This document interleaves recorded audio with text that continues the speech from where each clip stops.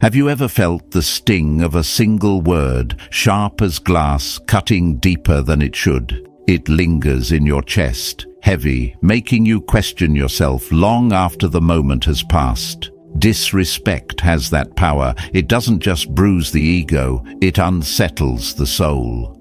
In that instant, your body wants to fight back, to fire words like arrows, to prove you're not weak. But here's the paradox. The louder you react, the smaller you appear. The Stoics knew this well. They taught that strength isn't in the shout, but in the silence you choose. It isn't in the quick retort, but in the clarity of knowing what deserves your energy and what does not. Because every time you hand over your calm, you trade away a piece of your power.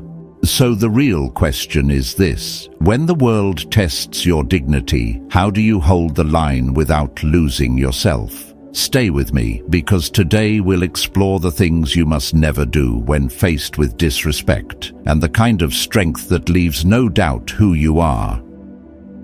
As we step into the first chapter, picture the sting of a sudden insult. It doesn't strike your mind first, it grips your body, your chest tightens, your jaw locks, your heart begins to beat like a war drum, and before your reason can even assemble words, your instincts demand action. To fire back, to claw at dignity with sharpness or cruelty, to prove in real time that you are not one to be underestimated. In that moment, it feels like justice. But the truth is harsher. The instant you react purely from emotion, you've already given them what they wanted. Now imagine this clearly. You walk away from the encounter, but not victorious. Your peace is gone. Your control is gone. Your power is gone, and you cannot buy them back without cost. You've told them silently, yet undeniably, that their behavior has authority over your day, that they own a piece of you, that they can dictate your state. This is where the wisdom of Stoicism draws its sharp line. It does not ask you to kill your humanity. It does not tell you to pretend you are invulnerable. It asks for mastery, the ability to pause when the urge to strike is strongest, because when you fire back, you are not entering a fair battle, you are lowering yourself into their mud. Here's where the illusion shatters. The clever comeback feels like a win, but it is fleeting. A moment later, what lingers is regret. Embarrassment. The realization that you let someone else's lack of discipline rob you of your own. Seneca wrote, "No man is free who is a slave to his passions. Rage masquerades as freedom, but it enslaves you to their game." The Stoic path is not passivity, it is precision. It is the discipline of choosing your battlefield, your timing, and even whether the battle deserves your energy at all. Think of this edge, the ability to know when to speak and when to walk away, not out of fear, but out of power, because your peace is not for sale. The true Stoic does not hand the remote control of their mood to anyone who presses buttons. They decide what they will feel, how long they will feel it, and whether the other person has earned even the courtesy of a response. Picture the people who remain unflinching in chaos. They do not rise to every insult. They do not twitch at every provocation. And yet, paradoxically, those are the ones others respect. Even fear a little, not because they are aggressive, but because they are untouchable. Their silence is not emptiness, it is poise, solid as stone. Their restraint does not deny the sting, it denies the sting authority. That kind of discipline is rare, and in a world drowning in noise, it is one of the most respected strengths. Here's a story. A heated meeting at work. A man is mocked publicly, his judgment ridiculed.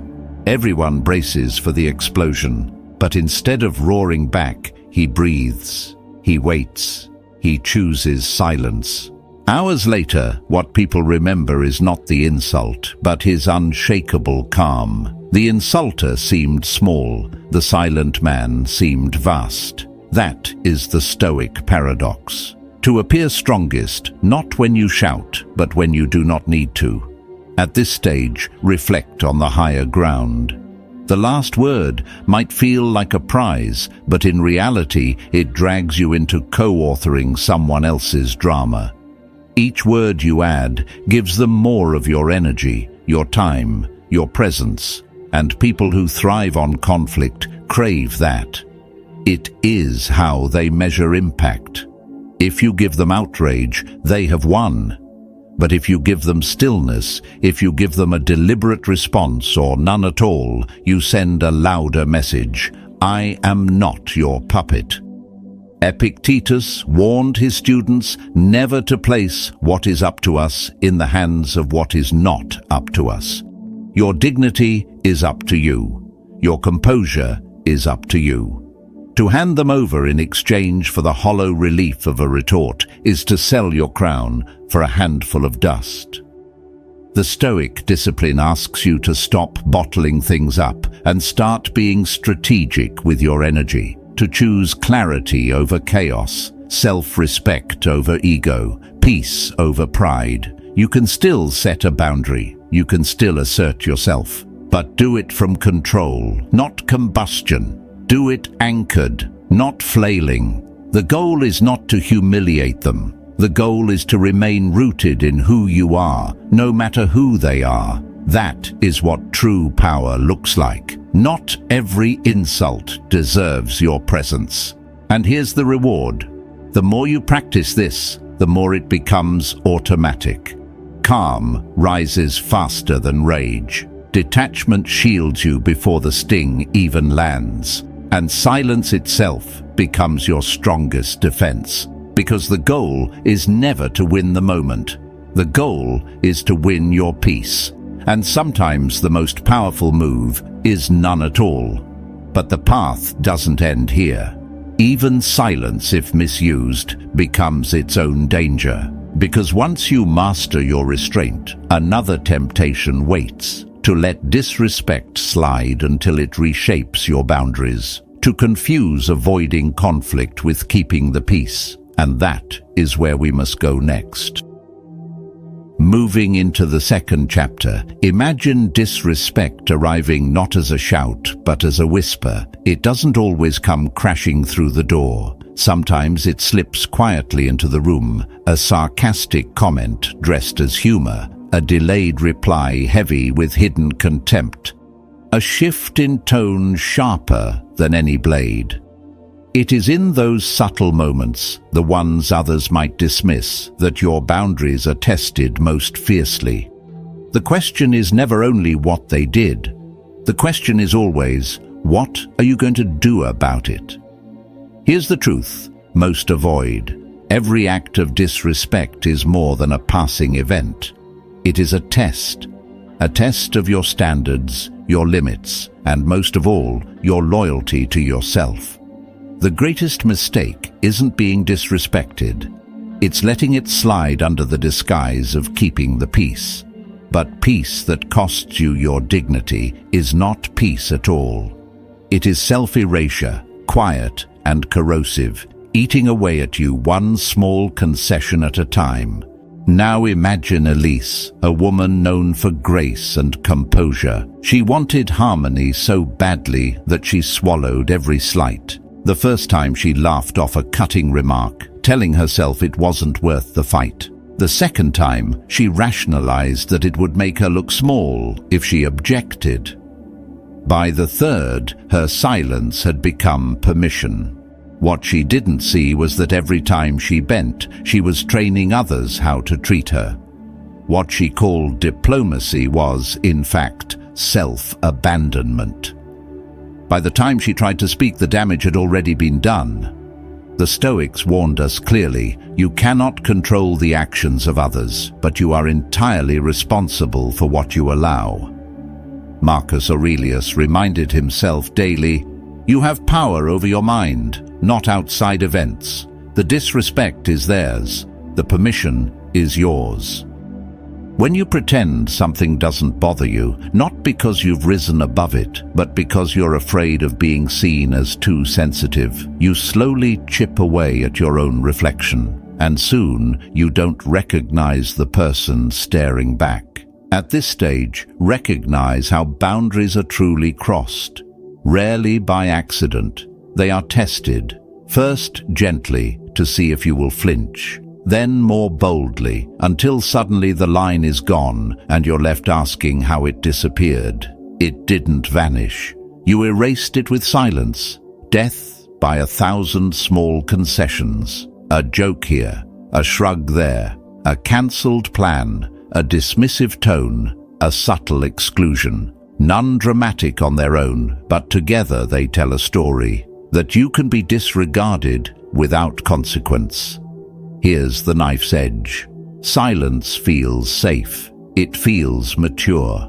But silence in the wrong moment is not protection. It is surrender. And people take notes on what you let slide. The longer you stay quiet, the louder the disrespect becomes. It echoes, grows bolder, and before long, it defines the relationship. The choice you made to keep the peace has become the very reason peace no longer exists. The Stoic response isn't shouting, nor is it retreat. It is anchoring yourself in clarity. Boundaries are not about combat, they are about alignment, knowing where you end and where another's behavior becomes unacceptable. You don't need a raised voice to defend yourself. Sometimes it is a quiet no, sometimes it is walking away without spectacle, sometimes it is simply choosing not to engage again. That is enough. That is power. Think of it like this. When you stop fighting for validation and instead move in a way that validates yourself, people notice. You teach them through consistency that your time, your energy, your presence are not open for the taking. They must be earned. And in that shift, everything changes. You stop measuring strength by how much you can endure. You start measuring it by how clearly you can draw the line. Here's the paradox. That clarity is uncomfortable at first, especially if you've spent your life putting others before yourself. But clarity is kindness to you and even to them. Because people will only treat you as well as you require them to. If you require little, they will give you less. If you demand respect through calm conviction, they will either rise to meet it or fall away. Both outcomes free you. Seneca once said, "Associate with those who will make a better man of you. Welcome those whom you yourself can improve." When you honor yourself, you stop attracting those who thrive on your silence. They cannot survive in a space where self-respect is non-negotiable. They will leave. And those who remain, the ones who belong, will rise to your level. They will meet you in your clarity. So the next time someone crosses the line, don't wait for a pattern to emerge. Don't tell yourself it's easier to stay quiet. Speak with calm conviction. Remove yourself if needed. Let your actions, not your explanations, declare your standard. Because you don't owe anyone an essay for choosing dignity. You owe yourself the promise never to abandon your own spirit for the comfort of others. And here is the transformation. When you stop tolerating what chips away at you, the wrong people fall away naturally. Not because you forced them out, but because they cannot thrive where your worth is no longer negotiable. And the right people, they rise. They recognize your clarity. They mirror your strength. They stand beside you instead of against you. Respect, real respect, begins with the one you give yourself. But even when you've learned to draw the line, even when you've walked away with dignity intact, another temptation waits. A quiet, subtle one. The urge to go back, to seek closure, to beg for recognition from the very people who wounded you.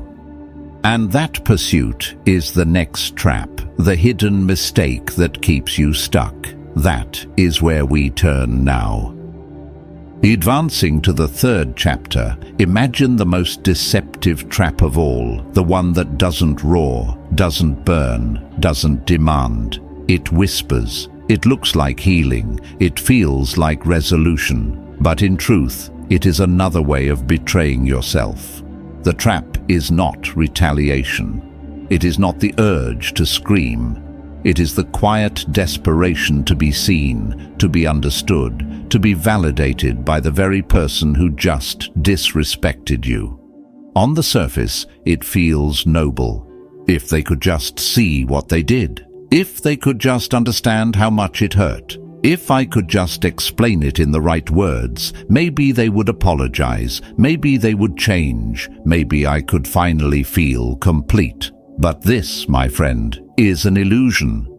It is chasing water in the desert, and the more you run after it, the further away real peace drifts. Now imagine this scene.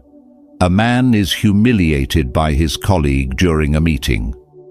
His voice shakes with frustration as he explains, "You don't understand how much that disrespected me." He wants the colleague to see his worth, to admit the wrong, but what he doesn't see is that his dignity is hanging by a thread tied to the very person who cut him down. He has built his healing on the unstable foundation of their remorse, and when that remorse never comes, he collapses. This is the cruel truth. The kind of person who disrespects you knowingly is not confused. They are comfortable. Seeking closure from them is like asking a thief to return what they stole and then trusting them to guard your house tomorrow.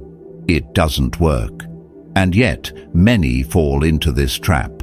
Why? Because the pursuit feels like progress. Explaining yourself feels like action. Waiting for their recognition feels like hope.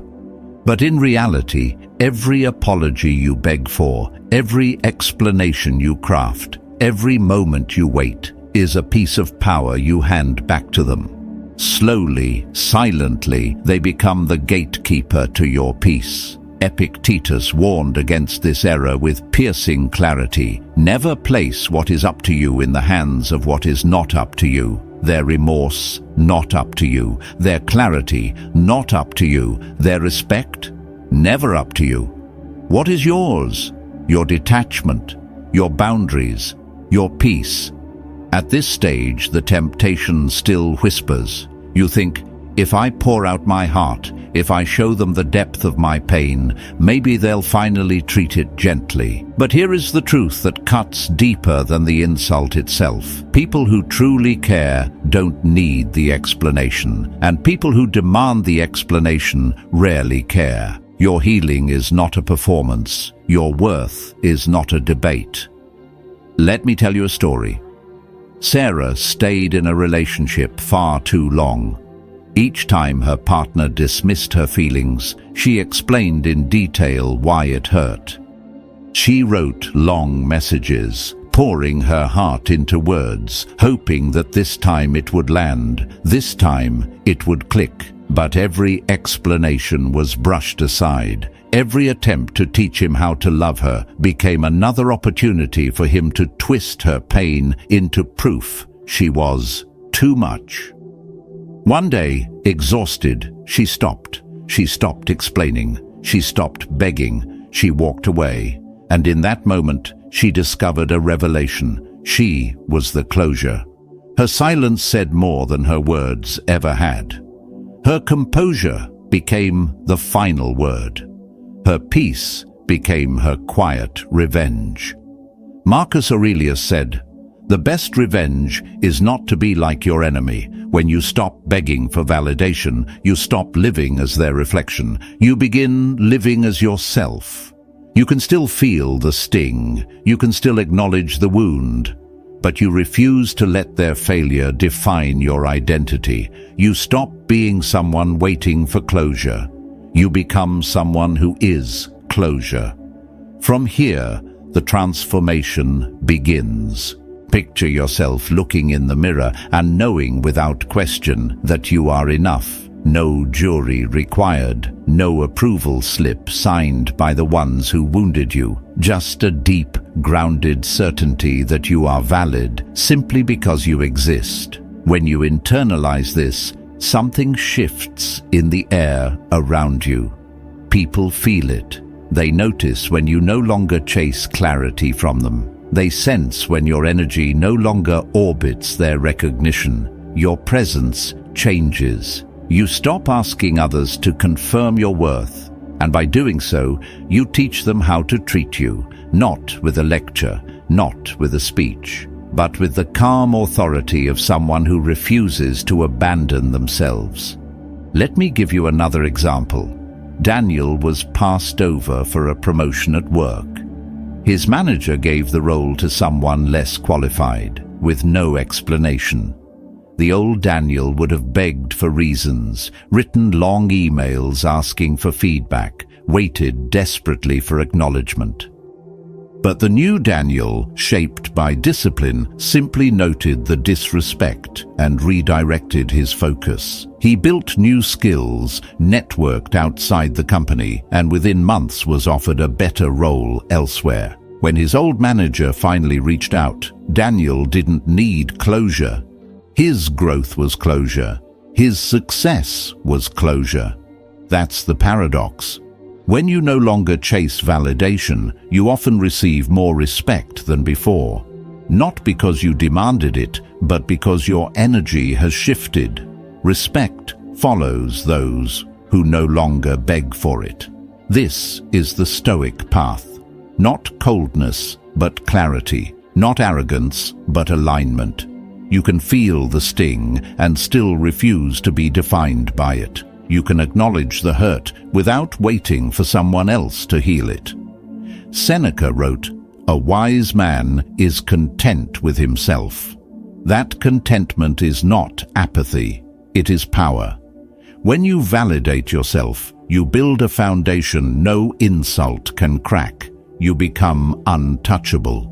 And here's the final reminder. The ones who disrespected you may never understand. They may never apologize. They may never recognize your worth. That is not a tragedy. It is freedom. Because your dignity does not belong in their hands. It belongs in yours. So when the temptation comes again to send the long message, to pour out your heart, to wait for the apology, pause. Ask yourself, am I handing them back the keys to my peace, or am I standing in the truth that I am enough without them? Choose the second. Always the second. Because when you stop trying to teach people how to value you and start valuing yourself, you no longer orbit their recognition. You stand at the center of your own. Your life stops making space for those who cannot respect you. And those who can, they rise to meet you. But even as this clarity settles in, there is still a storm waiting, a quieter one, yet no less dangerous. For disrespect does not only bruise pride, it shakes the nervous system. It rattles the body. It floods you with adrenaline, demanding eruption. And if you're not careful, that chaos can undo everything you've built, which is why the next lesson must be learned. How to keep your emotions from seizing the wheel, and how to remain grounded even when every part of you is begging to erupt. Entering the fourth chapter, imagine the moment when disrespect doesn't strike your mind first. It strikes your body. Your chest tightens, your jaw locks, your pulse hammers as if a fire alarm has gone off inside your ribcage. Long before your thoughts arrange themselves, your body is already preparing for war. And in that razor-thin space between sting and reaction, most people lose themselves. The urge to answer back is fierce, to throw a sharp line, to raise your voice, to slam your presence into the room so no one mistakes you for weak. But here is the paradox. The instant you surrender to that impulse, you hand over something more precious than pride. You hand over control. Now imagine Mark, a man who spent years mastering his craft, building his career brick by brick, but who never truly mastered himself. One evening, in a room full of colleagues, his judgment was challenged, not gently, not accidentally, publicly, sharply, deliberately. The humiliation cut deep. His face burned, his pulse raced, and he lashed out. His words were quick, loud, brutal. For a flicker of time he believed he had regained the upper hand, but when the night ended, what lingered was not triumph. It was exhaustion, regret, the uneasy silence of peers who remembered not the insult, but his eruption. His outburst became the story, and the man who provoked him walked away satisfied because Mark had delivered victory straight into his hands. This is where the Stoics lean across the centuries to remind us, emotions are not the enemy. Losing command to them is. Marcus Aurelius wrote, "You have power over your mind, not outside events. Realize this, and you will find strength.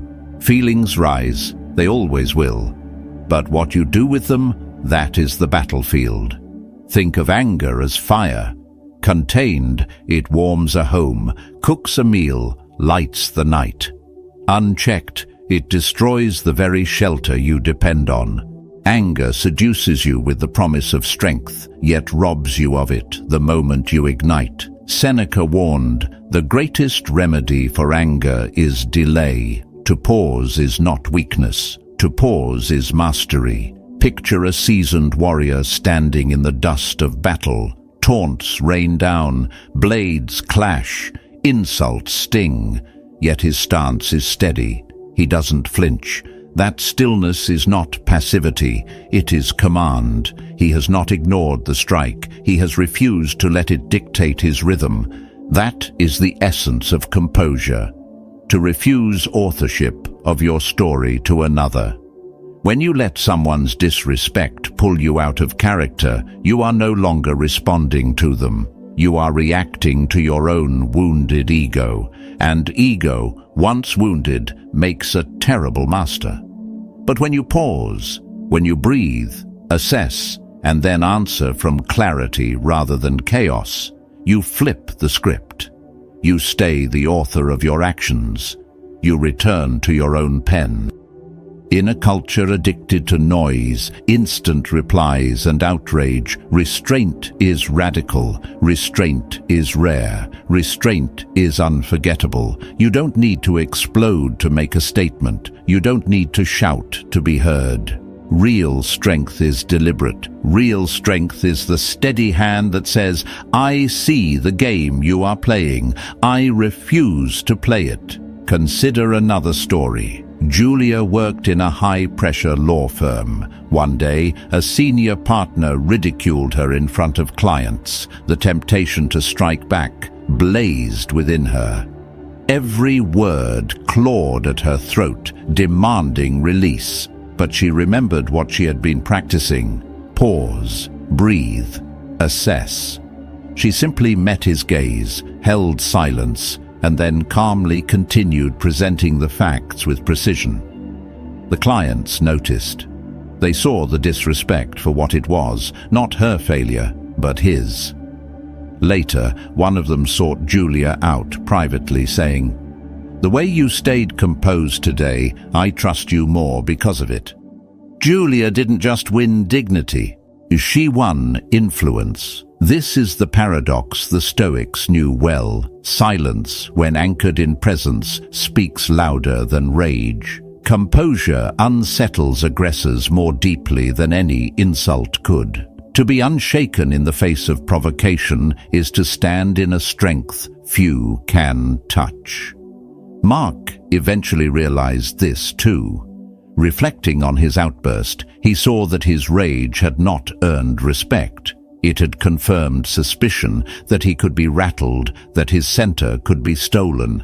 He understood too late that silence or a measured, restrained word would have been infinitely stronger. Not because it would have humiliated his critic, but because it would have protected his own dignity. And this is the Stoic way. Not repression but refinement, not avoidance but wise choice. Calmness, then, is not surrender, it is sovereignty. It means your peace is no longer for sale. It means your day cannot be stolen by someone else's lack of character. It means your boundaries are not enforced by shouting, they are embodied, immovable. When calmness becomes your standard, your presence shifts. People notice not only what you say, but what you refuse to react to. Your silence gains weight. Your composure becomes a mirror, reflecting back the insecurity of those who tried to provoke you. Your stillness commands a respect that rage could never buy. At this stage, one final question rises, because while silence can be your shield, it can also be mistaken for permission. There are moments when strength is not in holding back, but in speaking with calm clarity. Times when silence serves trust and avoid unnecessary tension. In the long run, this habit becomes your quiet armor. People begin to see you as measured, steady, and trustworthy. Long-term protection is not hiding, it is choosing to play the long game. And over time, that discipline frees you from regret and keeps your path firmly in your hands. And this prepares us for the next lesson. Silence itself can become your greatest weapon in negotiation. Number 11. The pause of power. Have you ever noticed how silence in a tense room can feel louder than words? In negotiation, this discomfort is not a weakness, it is a weapon. Most assume the person who speaks most holds the advantage, but the truth is often reversed. The one who can remain calm, patient and silent shapes the rhythm of the exchange. Negotiation is not only about terms, it is about psychology. And silence tilts the balance in your favor. Picture a discussion about salary. You state your number, then fall quiet. Seconds pass, and the silence grows heavier. To you it feels steady, but to the other side it feels endless. Their instinct is to fill the gap with explanations, concessions, even their true limits. You've revealed nothing, yet gained everything. Seneca once wrote, "Silence is a lesson learned through many sufferings." In the heat of negotiation, silence protects you from revealing too much and forces others to show their hand first. Silence also radiates confidence. By not overselling or justifying your position, you communicate certainty in your own value. That quiet composure makes others question whether they've underestimated you. But silence is not passivity, it requires preparation. You must know your goals, your limits, and your walk-away point before you enter the room. Used with intention, silence turns negotiation into a dance you lead without rushing. It is proof that power does not always belong to the loudest voice, but often to the one who speaks last, or not at all. And from here, we step into a deeper truth. The moments when silence itself becomes the message. Number 12. When silence speaks. Have you ever stood in the middle of an argument and realized that no amount of words would change anything, that speaking would only pull you deeper into chaos? In such moments, silence is not weakness. It is the strongest possible response. There are times when silence does not merely accompany your words, it replaces them entirely, becoming the message itself. And that message often lingers longer than anything you could have said. Imagine someone hurling baseless accusations at you. The natural instinct is to defend yourself, to explain, to prove them wrong. But in doing so, you give their words power.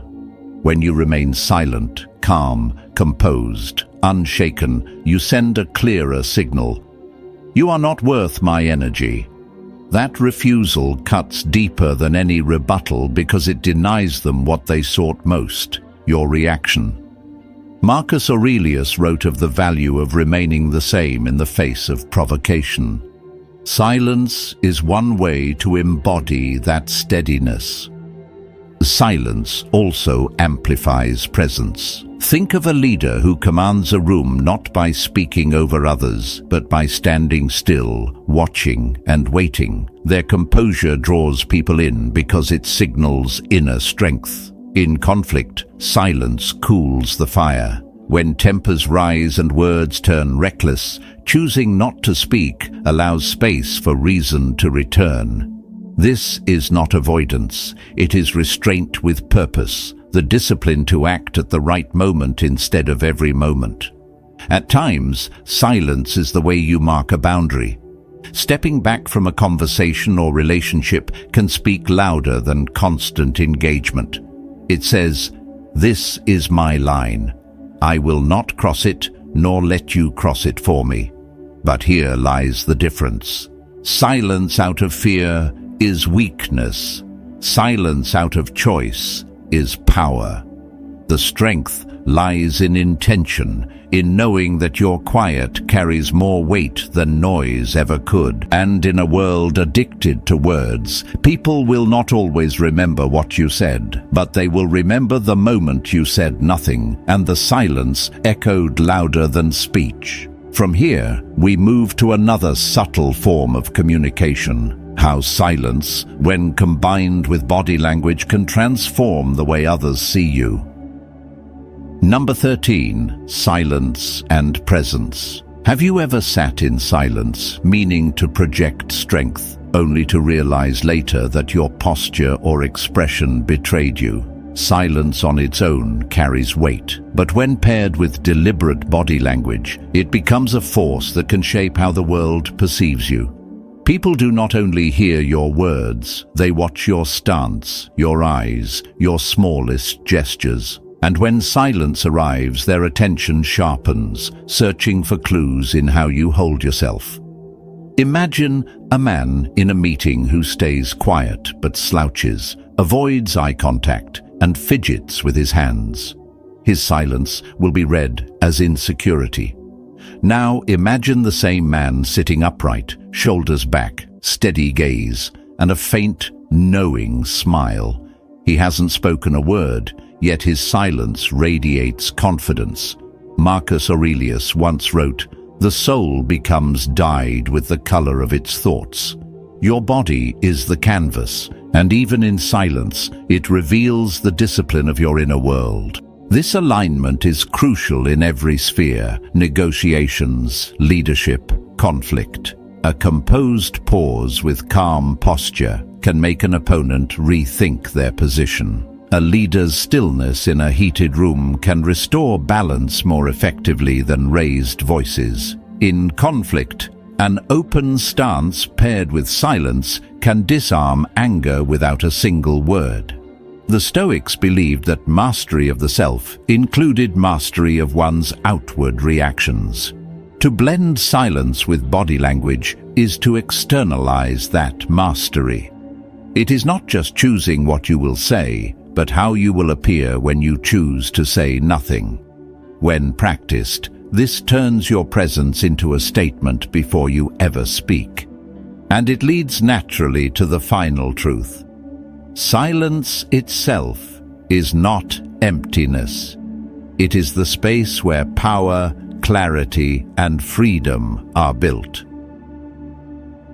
In a world addicted to noise, silence is your greatest strength. It gives you room to think, to protect what matters, and to let your actions speak louder than any words. You owe no one constant access to your life. Guard your plans, keep your peace, and let silence shape your presence. Comment, "Quiet power" below, and if this message spoke to you, subscribe to walk this path with us. Your calm is your victory, and the next lesson awaits.